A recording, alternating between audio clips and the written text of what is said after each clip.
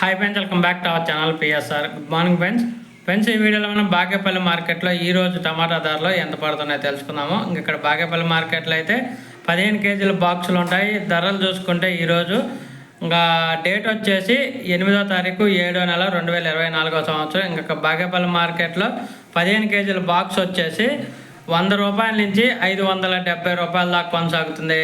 Top ధర 100 rupees to 570 rupees దాకా అయితే జరుగుతుంది టాప్ ధర బాగేపల్లి మార్కెట్లో. అలాగే ఇంకా బాగేపల్లి మార్కెట్లో యావరేజ్ మార్కెట్ వచ్చేసి 250 రూపాయల నుంచి 470 రూపాయల వరకు అయితే జరుగుతుంది.